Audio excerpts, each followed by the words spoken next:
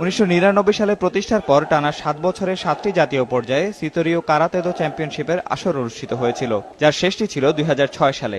এরপর দীর্ঘ 9 বছর জাতীয় পর্যায়ে আর কোনো প্রতিযোগিতা আয়োজন করতে পারেনি বাংলাদেশ সিতোরিও কারাতে দো ইউনিয়ন ও ফেডারেশন। অবশেষে দেশের কারাতেকে এগিয়ে নিতে আবারও নড়েচড়ে বসে ফেডারেশন।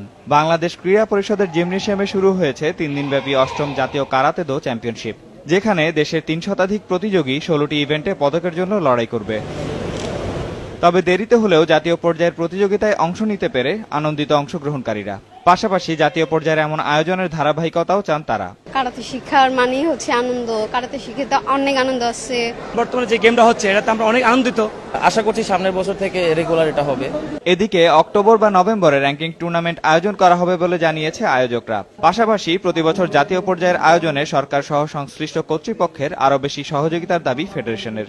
যেই একটা গ্যাপ পড়ে গেছে 7ম সিতোরিও কারাতে দো চ্যাম্পিয়নশিপের পরে 8ম, তো এখন থেকে আমরা আশা ব্যক্ত করতেছি আর এটা আমাদের গ্যাপ হবে না। 2 মাস পরে আমরা র্যাঙ্কিং টুর্নামেন্ট করব। আমাদের টার্গেট থাকবে প্রতি বছর 2টো করে টুর্নামেন্ট করার। যদি রাষ্ট্রীয়ভাবে আরেকটু সহযোগিতা আমরা পাই, আমরা সাউথ এশিয়ান গেমসে গোল্ড মেডেল পেয়েছি, এশিয়ান গেমসে নেব, অলিম্পিকে 2020-এ কারাতে ইনক্লুড হচ্ছে।